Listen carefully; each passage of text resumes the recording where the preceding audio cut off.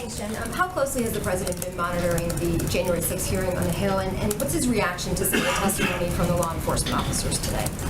Well, first I would say, I know you didn't ask me this question, but I know a number of us have watched the testimony this morning, which has been incredibly compelling, heart-wrenching, and at moments a reminder of the shameful events of January 6th and of the incredible bravery of the men and women of law enforcement who put themselves in harm's way to protect the Capitol, our democracy, and members of Congress from both parties.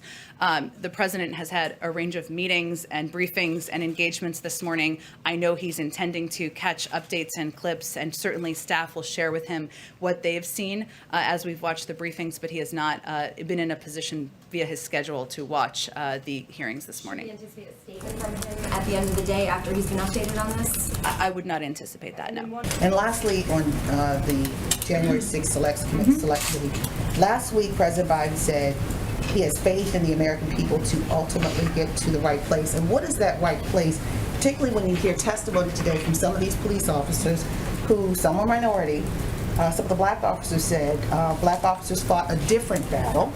One officer said he was called the N-word, N-I-G-G-E-R, after answering questions of the rioters, the insurrectionists, as to who he voted for when he said he voted for Joe Biden.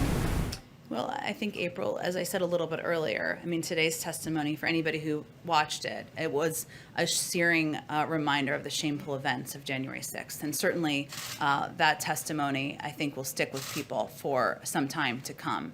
And what the president meant is that he is confident in the American people to fight for democracy, to fight for voting rights, to fight for, moving forward from the events that were a dark day in our democracy. That's why he strongly supports the actions by Speaker Pelosi and the efforts to get to the bottom of what happened on January 6th so that we can prevent it from ever happening again. Just on another subject related to January 6th, yesterday the White House said that it would nominate Matthew Graves to be U.S. Attorney for D.C.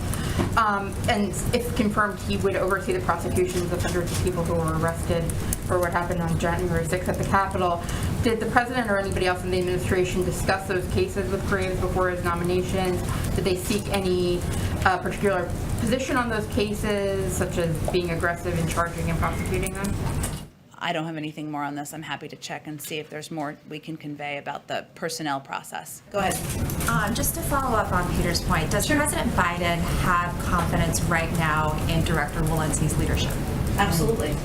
And is there a reason why Dr. Fauci briefed President Biden on the new CDC guidance and not Dr. Walensky or Director Walensky? I think Dr. Fauci is likely in town, but also has provided briefings to the president on a regular basis, as has Dr. Walensky throughout the course of the pandemic.